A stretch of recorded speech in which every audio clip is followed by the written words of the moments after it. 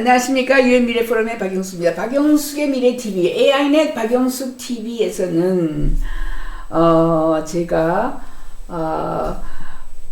AI넷이라는 신문을 발행하고 있는데, 여기에 좀 기가 찬 여러 가지 소식 또는 기술들이 많이 올라옵니다. 여기에 아이를 낳기 위해 성관계를 가져야 할 필요가 없다. 이제 애를 낳는데 남자하고 여자하고가 필요 없어요. 이제 생식의 미래라고 해서 이제 전통적인 성관계 이런 것이 종말이다. 이렇게 저희 이게 결과가 나왔습니다. 이거를 생식의 미래라고 합니다. 실험실에서 자란 인간 아기와 육아를 위한 전통적인 성의 종말, 이제 아이를 탄생시키기 위해서 전통적인 성의 종말이 옵니다. 10년 안에, 그것도 10년 안에 옵니다. 10년 후면은 아기를 낳기 위해서 성관계를 가져야 하는 일이 소멸되고 과거의 일이 될 수 있으며, 특히 동성 커플과 심지어 여러 파트너 관계에서도 생물학적인 자녀를 가질 수 있게 된다라는 연구가 나왔는데, 제가 연구한 게 아니고 HFEA에서 개발한 연구입니다. Human Fertilization and Embryology Authority입니다. 이게 줄여가지고 Human H하고 Fertilization F하고 Embryo 하면은 그게 우리의 아이의 난자 정자 엠브로이오, 엠브리올로지하고 어소리티는 무슨 기구 기관 이런 거예요. 실험실에서 최근 과학자들이 실험실에서 인간의 난자와 정자를 아예 사람 없이 인간의 난자와 정자를 배양을 해가지고 이제 생식의 과학의 기념비적인 변화가 온다. 가족이라는 거, 성이라는 거, 유전학이라는 것이 지금까지 우리가 알고 있는 것이 확 뒤집어 바뀐다. 이런 거예요. 윤리적인 문제가 당연하게 있겠죠. 이 회의에서 HFEA 관계자들은 줄기세포 또는 피부세포를 난자나 정자세포처럼 재프로그래밍해서요. 체외 생식세포 형성, 이거를 IVG라고 합니다. IVG로 급속한 발전을 이루고 있습니다. 이 혁명적인 발전은 이미 두 마리의 수컷 쥐에서, 그러니까 암컷 쥐가 아니고 두 마리의 수컷 쥐에서 아기를 만들었고요. 두 명의 생물학적인 아버지로부터 아이를 낳을 가능성과 함께 동물에게 또 성공을 했고, 인간 것도 연구를 하고 있고 있습니다. 전문가들은 생쥐에서 인간으로 간 격차를 좁히는데 2년에서 10년 정도가 걸릴 것이다. 이렇게 봅니다. 생쥐는 지금 이미 두 마리의 남자 생쥐죠, 그죠? 이 생쥐에서 이미 아이를 만들어냈기 때문에 인간에게도 가능한지 10년 정도 걸리면은 파악이 것이다. 그렇게 되면은 여러 부모가 유전 물질을 이용해서 실험실에서 배양한 인간 배아를 만들 수 있다. 이렇게 얘기를 합니다. 그러니까 이제 우리가 공상과학에서만 보던 배양을 하는 거죠. 그러니까 이 세상에 제일 머리가 좋다는 사람의 그것과, 제일 이쁘게 생겼다는 여자의 그 난자를 가지고 배양해가지고 최고의 작품을 만들어내는 거예요. IBG 기술은 생식의학을 근본적으로 변화시키는데, 대중에 의해 검증되고 받아들여진다면 불임 문제 같은 건 해결되겠죠. 동성애도 해결이 되겠죠. 동성애는 지금 남자 둘이 만약에 결혼을 했다라고 하면은 그 남자 둘의 유전자를 섞어가지고 아이를 만들어낼 수가 있고요. 다중 파트너도 가능하고, 이는 일반적으로 제3자 기증자의 난자와 정자, 인간 배우자 기증의 필요성을 제기합니다. 그래서 HFEA의 CEO가 있어요. 피터 톰슨입니다. 피터 톰슨은 IVG가 특히 출산율이 낮은 나라에 도움이 된다. 불임 치료에 도움이 된다. 동성 또는 다중 파트너 가족에게도 도움이 된다. 이렇게 얘기했습니다. 그래서 성공적인 생식 IVG 실험은 인간이 아닌 우선에는 생쥐에게 했고요. 그 다음에는 영장류라면은 그냥 원숭이나 아니면 그죠 침팬지 연구하고 그 다음에 인간에게 넘어갈 겁니다. 그래서 IVG는 불임 치료에 적극적으로 그죠 극적으로 개선이 될 수 있고요.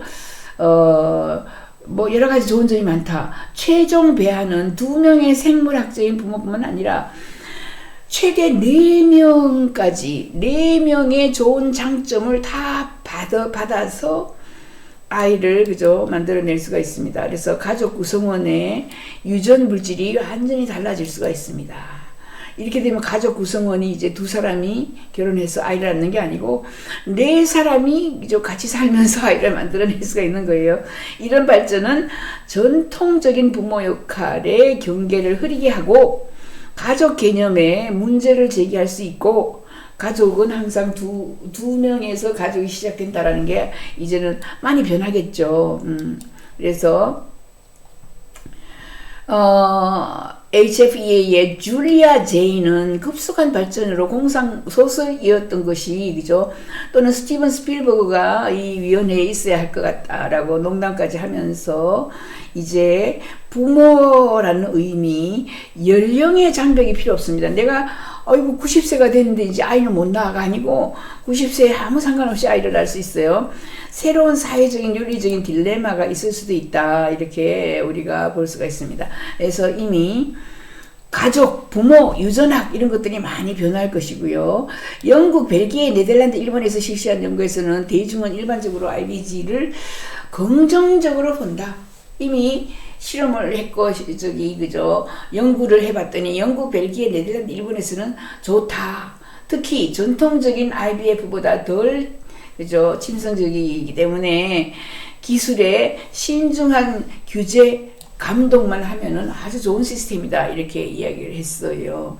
그래서 많은 사람들이 IVG를 지지하는 이유는 IVG가 환자 자신의 세포를 사용할 수 있기 때문이고 이는 이론적으로 제3자의 난자, 정자, 기증하고도 관련이 될 수 있고요. 그래서 아이를 선택적으로 그죠 설계를 하는 거죠. 내가 이 아이는 키는 얼마, IQ는 얼마, 그죠 머리는 황금색, 그죠 블론드, 거기에다가 눈 색깔은 파란색 이렇게 다 선택을 할 수 있는 게 아주 좋은 점이다 이렇게 얘기를 하고 있습니다. 일부 사람들은 실험실에서 여러 개의 배아를 생산하면서 지능이라든가 신체 능력이라든가 외모 특성의 유전자 검사를 해서 이상적인 개체로 사회를 만들면은 전부 잘생기고 전부 다 이쁘고 전부 똑똑해지면은 그 사회가 이상하게 되거든요. 그렇게 해서 이런 것은 나쁜 점이 될 수 있다. 그러나 기술이 발전함에 따라서 전문가들이 이미 여기에 대해서 고심을 하고 있다.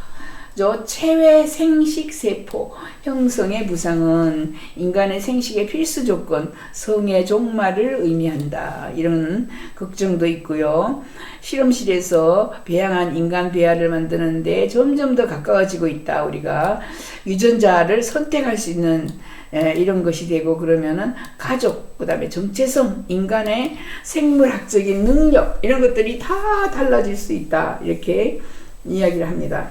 자, 여기까지 정리를 하면 자 아이를 낳기 위해서 성관계를 할 필요가 없어지는 시대가 10년 후에 옵니다. 예, 이것은 이미 그죠 영국이라든가 여러 나라에서 연구를 해봤어요. 영국, 벨기에, 네덜란드, 일본에서 연구를 해봤더니 전부 긍정적입니다. 사람들이. 예, 그게 무슨 말이냐 하면 남자 여자가 성관계로 아이를 탄생하는 게 아니라 4명의 유전자를 섞어서 아이를 만들 수가 있고 지금 현재로는 G 그죠 남자 G 2마리에서 아이가 탄생했거든요. G에서 인간까지 가는 데는 10년 정도라 걸릴 수가 있지만 이렇게 3명이 만드는 아이 그죠 정자 난자 이런 걸 기증을 해가지고 DNA를 섞어서 만들어낼 수가 있기 때문에 이렇게 되면은 정말 변하는 것이 있어요. 어떤 것이 변하는가? 가족이라는 개념이 뭔가 이 아이는 지금 현재 4명 내지 5명의 유전자가 포함되어 있는 아이가 태어났어요. 그럼 누가 아빠인지 누가 엄마인지 그죠? 복잡하죠. 정체성, 그러니까 가족은 2명이 부모가 그죠? 아이를 키우는데 5명의 부모가 이 아이를 어떻게 키우고 나는 누구의 그죠? 누구의 성을 따라야 하는가, 정체성이 문제고, 인간 생물학적으로 반드시 성관계를 가져서 아이를 탄생하는 것이 아니라 그냥 내가 90이 되어도 성관계 없이 아이를 생산할 수 있다. 이렇게 되면은 정말 윤리적인 다양한 사회학적인 변화가 우리를 놀라게 할 것입니다. 그래서 이런 것에 대한 연구를 지금 이미 제가 한 게 아니고 지금 현재 연구를 실시를 해서 하고 있는 데가 AFEA입니다. AFEA에서 여러 가지 연구를 했습니다. Human Fertilization and Embryology Authority입니다. 여기에서 연구를 한다네요. 자, 여기까지 AI넷 박영숙 TV 구독, 좋아요 감사합니다.